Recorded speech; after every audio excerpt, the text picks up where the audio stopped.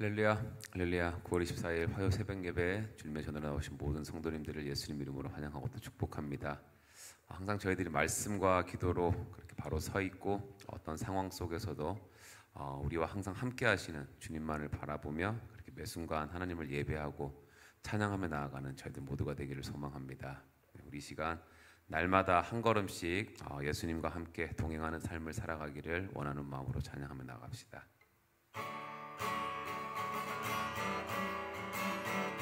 주와 같이 길 가는 것, 주와 같이 길 가는 것 즐거운 일 아닌가. 우리 주님 걸어가신 발자취를 밟겠네.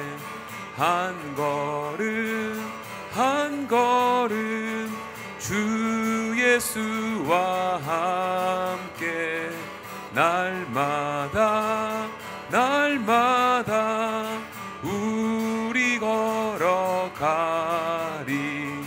어린아이 같은 우리 미련하고 약하나 주의 손에 이끌리어 생명길로 가겠네.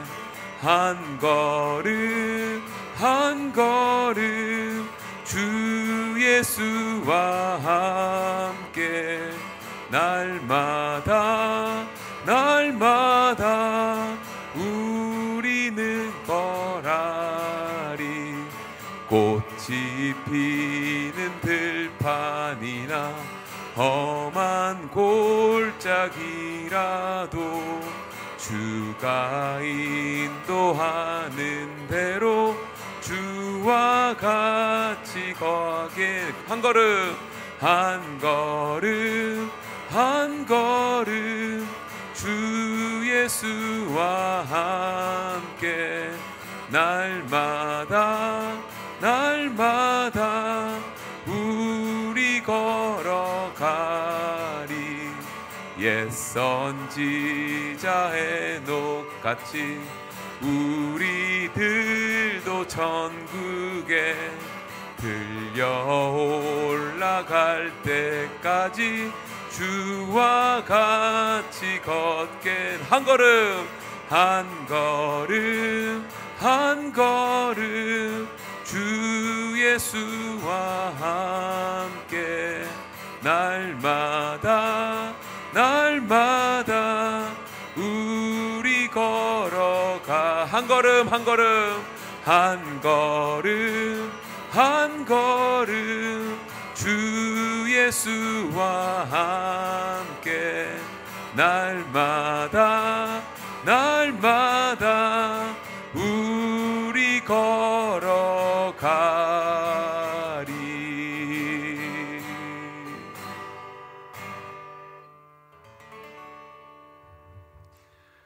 고맙고 자비로우신 하나님 아버지, 새벽을 뚫고 주님 앞에 나와 경배하며 찬송으로 나아갑니다.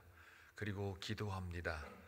우리 예배를 받으시고 오늘 하루도 출발하기 전에 예배로 시작하는 사랑하는 교우들에게 하나님의 인도하심과 은혜만 넘치게 하여 주옵소서.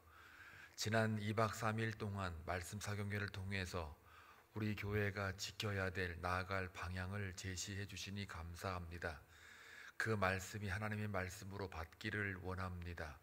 부르심의 그 소명을 다시 한번 깨닫기를 원하며, 또한 세상을 이겼던 예수 그리스도를 닮아 그분을 의지하며 우리도 넉넉히 세상을 이길 수 있는 참된 그리스도인이 되기를 원합니다.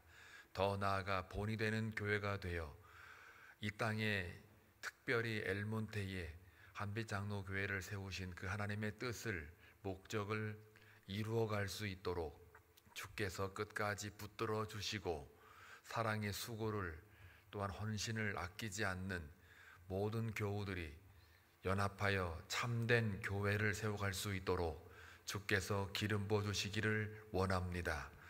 오늘도 귀한 말씀을 통해서 들려지는 그 말씀이 어떤 개념이나 관념이 아니라 하나님께서 내게 주시는 말씀으로 받고 오늘 하루도 살아갈 때에 그 말씀에 의지하여 소망을 품고 인내함으로 오늘 하루도 이겨내는 모든 교우들의 삶이 되게 하여 주옵소서. 각자의 기도하는 제목들이 있을 것입니다. 그것은 분명히 하나님의 뜻과 목적의 일치가 될 수 있도록 역사해 주시고, 우리의 욕심 따라 우리의 만족에 따라 구하지 않고 하나님의 뜻과 목적에 따라 구하는 놀라운 하나님의 의를 구하는 기도가 되게 하여 주옵소서. 그리하여 먼저 그의 나라와 그의 의를 구할 때 모든 것을 더하신다는 그 하나님의 약속을 믿고 나아가는 저희 모두가 되게 하옵소서. 오늘도 주의 말씀을 통해서 다시 한번 깨달음과 교훈과 바르게 함과 책망이 있게 하옵소서. 예수님의 이름으로 기도하옵나이다. 아멘. 하나님 말씀 보겠습니다. 생명의 삶, 느헤미야 11장 22절에서 36절입니다. 함께 교독할 때에 하나님의 음성을 들을 수 있기를 바랍니다. 노래하는 자들인 아삽 자손 중 미가의 현손 마따냐의 증손 하사랴의 손자 바니의 아들 우시는 예루살렘에 거주하는 레위 사람의 감독이 되어 하나님의 전 일을 맡아 다스렸으니, 이는 왕의 명령대로 노래하는 자들에게 날마다 할 일을 정해 주었기 때문이며, 유다의 아들 세라의 자손 곧 무세사벨의 아들 부다히아는 왕의 수하에서 백성의 일을 다스렸느니라. 마을과 들로 말하면 유다 자손의 일부는 기럇 아르바와 그 주변 동네들과 디본과 그 주변 동네들과 여갑스엘과 그 마을들에 거주하며, 또 예수아와 몰라다와 벳벨렛과 하살수알과 브엘세바와 그 주변 동네들에 거주하며, 또 시글락과 무고나와 그 주변 동네들에 거주하며, 또 에느림몬과 소라와 야르뭇에 거주하며, 또 사노아와 아둘람과 그 마을들과 라기스와 그 들판과 아세가와 그 주변 동네들에 살았으니, 그들은 부엘세바에서부터 흰놈의 골짜기까지 장막을 쳤으며, 또 베냐민 자손은 게바에서부터 믹마스와 아야와 베델과 그 주변 동네들에 거주하며, 아나돗과 놉과 아나냐와 하솔과 라마와 깃다임과 하딧과 스보임과 느발랏과 로드와 오노와 장인들의 골짜기에 거주하였으며, 다 같이 유다에 있던 레위 사람의 일부는 베냐민과 합하였으니라. 아멘. 성벽 재건이 완성이 된 다음에 가장 먼저 해야 될 일은 성벽 안에 사람들이 모여 사는 것입니다. 다 재건한 다음에 거기에 사람이 없으면 그건 무용지물이지요.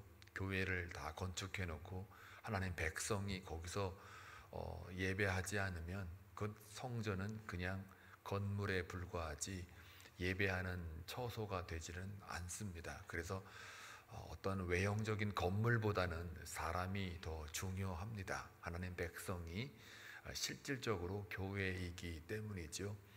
느헤미야도 마찬가지예요.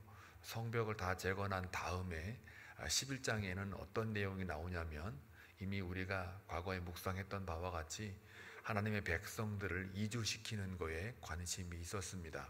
왜냐하면 예배를 드려야 되고 또 그 예배를 통해서 하나님과의 관계가 회복되어지는 것을 보기를 원하기 때문입니다. 그렇기 때문에 예루살렘 성전 안으로, 즉 성읍으로 들어가서 사는 사람들이 많아져야 되는데, 다시 말하면 11장 전체는 1절부터 마지막 절까지 누가 거기에 이주할 수 있겠는가 라고 할 때 사람들이 선뜻 가려고 하지를 않습니다. 이 당시에 지금이야 뭐 예루살렘 성전 그러면 너도나도 가고 싶어 하는 곳이고, 또 망하기 전까지는 예루살렘 시대만 해도 예루살렘 그 성읍 자체가 벌써 사람들로 북적거리는 그런 도시였습니다마는, 이제 바벨론 유수로 인해 돌아온 다음에 그 회파되고 훼손된 그 예루살렘 성을 볼 적에 아무도 거기에 살고 싶지 않았어요. 왜냐하면 첫 번째 이유는 치안이 불안합니다. 두 번째는 경제적인 그런 활동을 할 수가 없지요. 왜냐하면 성읍에 들어간다 산다는 얘기는 제사 중심, 성전 중심이기 때문입니다. 그래서 경제 활동을 제대로 할 수가 없기 때문에 제한이 되어 있죠. 먹고 살기에 급급한데 거기 가가지고 제사 중심의 성전 중심의 삶을 살아내는 게 또 이거는 또 다른 헌신 혹은 구별된 삶이었기 때문입니다. 그리고 마지막으로는 농사 짓기가 부적절했어요. 예루살렘 성읍 자체가 산간 지방이기 때문에 이 평야에서 살기를 원하지 이 농사 짓고 살 수가 없기 때문에 이 세 가지 큰 이유를 들어서 예루살렘 성읍으로 이주하는 거에 대해서 사람들이 그닥 좋아하지를 않습니다. 그러다 보니 어떻게 하겠습니까? 느헤미야를 중심으로 누가 가서 살래? 라고 질문이 던지고 명령이 떨어졌을 때 가장 먼저 솔선수범했던 그룹이 우리가 아는 바와 같이 공동체의 리더들이었습니다. 제사장들이나 레위 사람들, 레위 지파에 있는 자손들이 내가 먼저 가겠소 하고 리더들이 먼저 성읍으로 들어가는 것을 우리가 이미 묵상을 했었죠. 그 다음에 두 번째로 들어간 사람들이 이제 제비 뽑아가지고 10분의 1은 그냥 무작위로 제비를 뽑아서 10분의 1은 무조건 하나님의 명령이다 하고 들어가게 됐죠. 그 다음에 세 번째가 누굽니까? 자원하는 사람들. 그래도 이제 약간 강제성이 있었죠. 처음에는. 두 번째는. 그런데 세 번째는 이제 자원하는 사람들. 그래도 모자랐던 모양이에요. 그러니까 자원하는 사람들 받아서 예루살렘 성읍으로 들어가서 살게 됩니다. 그리고 이제 전체 큰 그림을 보게 되면 성읍에 들어가서 사는 사람들의 그룹을 보게 되면 제사장들, 레위 사람들, 그리고 지파들 중에는 특별히 유다 지파와 베냐민 지파의 자손들이 들어가게 되는데요. 오늘 본문은 이제 사실 1절부터 쭉 묵상을 해오면 더 좋지만은 이제 오늘 그 22절부터 나와 있기 때문에 22절부터 36절까지의 그 모습은 세 가지예요. 하나는 노래하는 자들, 그러니까 레위 자손에 속한 사람들이 어떻게 그 안에서 들어가서 살게 되었는가라는 것을 간단하게 22절과 23절에 나오고, 그 다음에 24절, 25절부터 해서 30절까지는 유다 지파에 속한 자손들이 들어가서 살고 있는, 그 다음에 26절부터 35절까지는 베냐민 자손의 사람들이 들어가서 산다라는 그런 부분이 있고요. 그 다음에 마지막 36절에 여러분이 짧은 글이지만 레위 자손들 중에 일부와 그 다음에 베냐민에 속한 사람들이 합쳐져 가지고 또 들어와서 산다 이렇게 되어 있습니다. 그러면 이제 먼저 우리가 서두에 제가 설명을 해드렸던 바와 같이 예루살렘 성읍으로 들어온 사람들이 있는데, 특별히 22절, 23절에 볼 것 같으면 노래하는 자들이라고 소개되고 있어요. 이 사람들은 찬송을 맡은 자죠. 그리고 레위 자손에 속한데, 여기 보니까 결국 한 사람을 말하고 싶은 거예요. 우시라는 사람이에요. 세 번째 줄에 보면은 우시라는 사람이 나오죠. 이 우시라는 사람이 이스라엘 사람들의 그 이름을 기록할 때는 그 아버지의, 그 할아버지의, 또 그 위의 할아버지의, 또 위 할아버지의 쭉 열거하면서 이제 겨우 이제 말하려고 하는 그 우시라는 사람을 등장을 시키는데요. 이거는 여러 가지가 있어요. 정식 호명을 할 때 이렇게 써요. 이스라엘 백성들은 누구 하나를 지명을 할 때 정식 그 호칭을 할 때는 이렇게 쓰기도 해요. 가령 뭐 이름을 뭐 경모야 뭐 이렇게 딱 불렀을 때 구경모 씨 이러면 약간 공식적이잖아요. 포멀하잖아요. 그러면 이름이 이제 똑같을 경우에는 누구의 아들 누구누구야 이렇게 되잖아요. 그럼 또 똑같을 수가 있으니까 또 위로 또 올라갑니다. 그래서 계속 올라가는 건데, 여기서 이제 이렇게 기록이 된 건 뭐냐면은 그만큼 이제 몇 대에 걸쳐서, 그러니까 예루살렘 성읍에 들어와 가지고 사는 사람들이 그냥 자기 때에서만 들어와 가지고 사는 게 아니고 예루살렘의 회복, 그러니까 진정한 예배의 회복을 위해서, 즉 성벽의 기능이나 역할, 성전의 기능과 역할을 하게 하기 위해서 단순히 한 세대에만 들어와 가지고 하는 게 아니라 이게 계속해서 1대, 2대, 3대, 4대, 심지어는요 11장에는 7대까지 이어지는 그 역할이 있어요. 그런 역할을 소개함으로 인해서 우시라는 사람을 여기서 이제 노래하는 자로 대표로 이렇게 소개를 하는데, 이게 바로 노래하는 자들이 단순히 그냥 누구 하나만 딱 나와가지고 하는 게 아니라 이게 대대로 믿음의 그 맡은, 성전을 맡은 일이 대대로 물려지고 있는 것을 보게 돼요. 그러면서 예루살렘에 거주하는 레위 사람의 감독이 돼가지고 하나님의 성전의 일을 맡아서 다스렸다, 이렇게 되어 있습니다. 그리고 23절에 보니까 이 다스림도 그냥 마구잡이로 다스리는 게 아니라 왕의 명령대로예요. 근데 여기서 왕은 바사왕, 페르시아 왕을 가리켜요. 바사왕을, 이 시대로 보면 바사왕을 가리키는데, 이 바사왕이 뭐 믿음이 좋아가지고 야 너 노래하는 자니까 너 여기서 잘 다스려, 이렇게 말한 게 아니라 이 바사, 이 당시의 왕은 이 주석에 보니까요, 그 자기들이 식민지 하에 놓여있던 그 나라들이 종교 예식에만큼은 그걸 건드리지 않고 선호했다고 그래요. 특별히 유대인들이 믿는 그 야훼 신앙에 대해서, 예루살렘 성전에서 예배 드리는 것에 대해서는 굉장히 호의적이었다, 선호했다. 그래서 종교 예식에 대해서 무척 관심이 있었다라고 그래요. 그러니까 이 왕의 명령대로라는 말은 우시라는 사람에게 노래하는 자로서 맡겼는데, 그 성전의 일을 다스리게 하였는데, 이것이 간섭이나 개입이 아니라 네가 책임을 지고 니네 종교니까 네가 알아서 잘해봐 라고 허락을 한 거예요. 그러니까 어찌 보면 허락을 안 하면은 사실 노래하는 자고 뭐고 예배고 뭐고 다 없죠.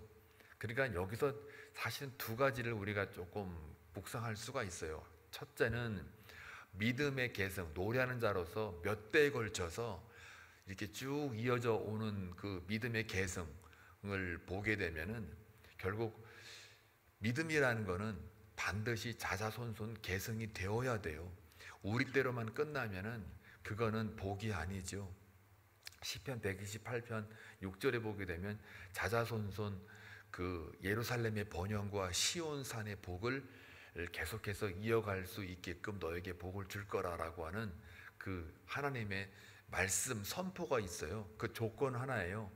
너희가 여호와의 길을 걷고 또한 여호와를 경외할 때, 그때 내가 이 복을 주겠다라고 하는 거니까요. 결국은 우리 때에서 여호와를 경외하고 그의 길을 걷는 자마다 복이 있을지니라 라고 할 때 그 복이 6절에 나오는데, 그게 바로 자자손손 예루살렘의 번영, 즉 하나님의 임재와 하나님의 예배가 끊어지지 않게 하겠다라는 그 복을 자자손손 주겠다라는 거예요. 다시 말하면 하나님이 네가 지금 이 시대에 죽어도 네 자손에게도 내가 그 자손과 함께 하겠다, 그들이 나를 예배하도록 하겠다 라고 하는 복이에요.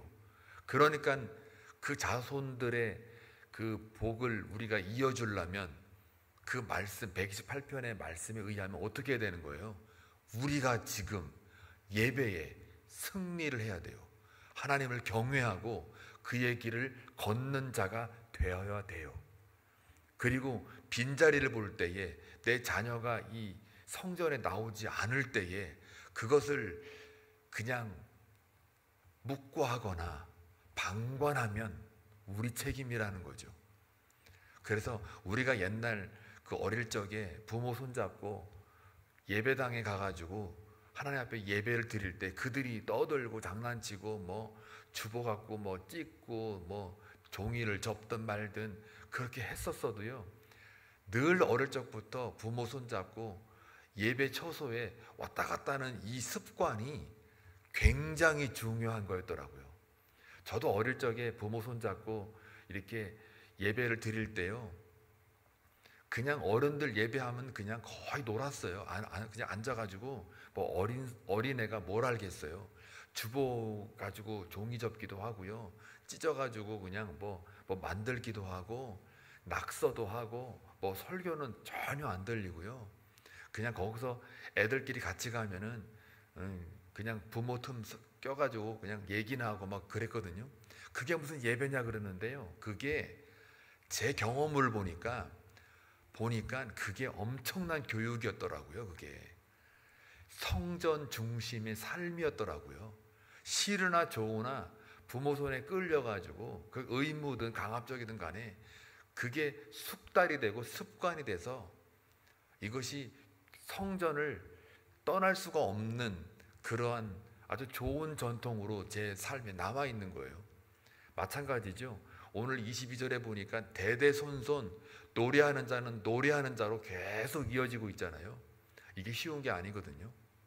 그래서 저와 여러분의 그 가정 가운데 여러분 때만 직분 맡은 게 아니라 그 다음 때로 직분을 맡을 수 있게끔 성전을 사모하고 말씀을 사모하게 우리가 책임을 갖고 그들에게 믿음으로 그 가장 큰 유산으로 물려주어야 합니다.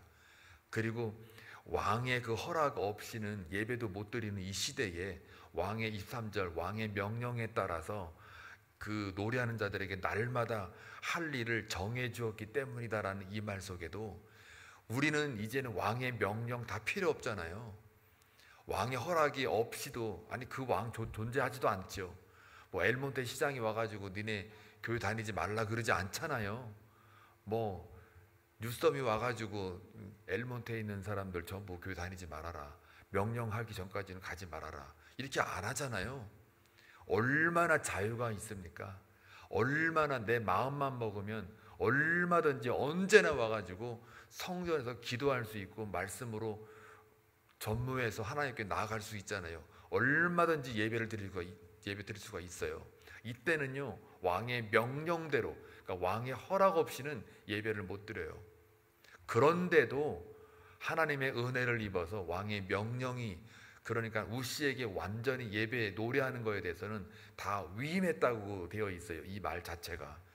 그러니까 노래하는 자들에게 날마다 할 일을 정해줬기 때문에 니네 이거 노래하고 있어 이렇게 하고 있어 이렇게 정해주고 나니까 마음 편하게 예배를 드렸단 말이죠. 저와 여러분 얼마나 예배 편하게 드립니까? 이 아름다운 성전에 진짜 이번에 송정명 목사님 오셔가지고 자기 다른 건 뭐 감동 안 하는데 이 건물하고 이 정원 주차장 뭐 이 환경에 대해서 굉장히 막 칭찬을 아끼지 않아요. 이 좋은 이 예배당에서 이야. 그래서 제가 그랬어요. 예 맞습니다 목사님. 하나님 백성만 채워지면 됩니다. 진짜 이 한빛장로교회 회복은 하나님 백성들로 가득가득 채워지는 게 그래서 하나님께 온전히 예배함으로 이 성전 안에 주의 영광만 가득하면은 그때서야 비로소 한빛장로교회 다움이 일어날 거예요. 전 그것을 위해서 보내심 받았다고 믿고 있는데 목사님 기도해 주세요. 그래도 목사님 목회 많이 오래 하셨으니까 소문도 많이 내주시고 이왕 이렇게 저희 교회 온 거 제가 목사님 뭐 잘 알지만 그러나 가는 곳곳마다 목사님 저희 교회 이야기해 주세요 그랬어요. 그랬더니 점심 식사할 때까지도 저한테 그러시는 거예요. 고민이 되네 이러는 거예요. 그래서 왜 고민되냐 그랬더니 내가 여기 안 왔으면 모를까 여기 왔으니까 자꾸 고민이 되네. 뭔 고민이에요 그랬더니 어떻게 이 교회를 홍보를 할까 고민된대요. 그래서 야 이거 잘 됐다. 뭐 말씀의 은혜 받거나 말거나 나는 일단 우리 교회를 이렇게 기도해 주는 목사가 또 하나 생겼으니 좋다 이래가지고 목사님 고민하지 말고 기도해 주세요 그랬더니 고민이 기도해요 그러더라고요. 그래서 하여간 우리 한빛장로교회 온전한 회복은요 바로 22절 23절처럼 여러분들 때만 믿음 생활이 끝나는 게 아니라 여러분의 자녀 세대로 그 여러분이 가진 믿음이 유산으로 물려져야 되고요. 노래하는 자는 노래하는 자로 또 어떤 무엇을 맡은 자로 직분자로서는 또 직분이 그대로 물려져야 되고요. 그래서 성전을 맡은 자는 다 그렇게 맡은 자로 물려져야 되고 두 번째는 이렇게 왕의 명령 다 필요 없이 이제 우리는 날마다 예배를 드릴 수 있는 그런 좋은 환경을 갖고 있어요. 장소를 가지고 있어요. 그거를 보고 우리가 감사함으로 마음껏 예배하는 자로 그렇게 서 있을 때 그게 바로 한빛장로교회의 온전한 회복인 줄로 믿습니다. 그 회복을 누가 한다고요? 하나님의 주권 아래에 우리가 해야 돼요. 여기서 멈추면 그거는 이제 그냥 성벽만 완공하고 하나님의 백성들이 그 성읍에 들어가 살지 않는 것과 똑같은 현상입니다. 그거 하자고 성벽을 52일 만에 완성한 게 아닙니다. 하나님의 백성들로 그 예루살렘 성읍에 가득 채워서 하나님을 높이고 예배하기 위해서 그렇게 수고를 아끼지 아니하였더라는 거. 그렇게 외부적으로 내부적으로 적들이 몰려오고 죽이려고 달려들어도 그걸 끝까지 인내하고 소망 가운데 승리한 이유는 단 하나예요. 하나님께 온전히 예배자로 서기 위해서, 예루살렘의 그 예배의 모습을 회복하기 위해서예요. 저와 여러분도 반드시 여러분의 안에, 여러분의 성전이니까요, 예배를 회복하고 그 예배가 여러분의 자녀들에게도 물려지길 주님의 이름으로 축원합니다. 그리고 이제 25절부터 36절까지는 제가 말씀드렸던 것처럼 두 개의 지파를 이야기를 하고 있어요. 유다 지파와 베냐민 지파, 그것도 자손들입니다. 근데 지금 쭉 나열된 게 뭐냐면요, 전부 다 지명이에요. 지명도 있고 그 다음에 사람 이름도 있어요. 이게 뭡니까? 유다는 특별히 그 30절에 보게 되면 끝마무리 보면은 부엘사바에서부터 흰놈의 골짜기까지 장막을 쳤다. 그 앞에는 뭐 여러 가지 그 동네가 나오고 성읍 이름 나오고 사람 이름 나오지만 결국은 요 구절이 결정타예요. 흰놈 부엘사바는 맨 밑에예요. 맨 밑에고 흰놈 골짜기는 예루살렘의 맨 북쪽이에요. 그러니까 거기를 다 말하는, 거기가 다 뭐냐면 과거 여호수아가 가나안을 다 정복하고 나서 유다 지파에게 땅을 분배할 때에 그 땅의 영역이 부엘사바에서부터 흰놈의 골짜기까지 거기 다 들어가 있어요. 그러니까 여기서 30절에는 요 말을 다시 언급하는 이유는 뭐냐면 바벨론으로부터 아니면 페르시아로부터 끌려갔다가 한참 몇 세대가 지나서, 느헤미야가 3점 몇 세대라고 그랬잖아요. 3.5세대나 아니 4세대라고 그랬잖아요. 그러니까 한참 지난 뒤에요, 끌려갔다가 다시 돌아와가지고 그 폐허가 되고 황폐된 예루살렘 그 성읍을 중심으로 유다 지파, 베냐민 지파가 있는데, 여기서 지금 3절에서 부엘사바에서부터 흰놈의 골짜기까지 말하는 이유는 뭐냐면 바로 여기까지 어떻게 장막을 쳤다라는 이야기는 여호수아 시대에 가나안 땅을 분배할 때 맨 처음 유다 지파에게 주었던 그 땅의 지경이 온전히 어떻게 해요? 회복이 되었다라는 뜻이에요. 완전히 회복되었다는 뜻이고요. 그 다음에 31절부터 35절까지 보게 되면은 가장 대표적인 말이 있어요. 31절에 게바에서부터라는 말, 게바와 그 다음에 여러분이 가장 중요한 말 베델이라는 말이 있어요. 베델. 그 다음에 3절에 보게 되면 라마라는 말이 있어요. 라마. 다 제가 지금 세 가지의 지명을 말씀드렸죠. 나머지 것들도 다 중요하지만 이 게바, 베델, 라마, 요 세 성읍의 이름은 이스라엘 역사 속에 굉장히 중요한 장소예요. 이 장소가 베냐민 지파의 대표적인 성읍이거든요.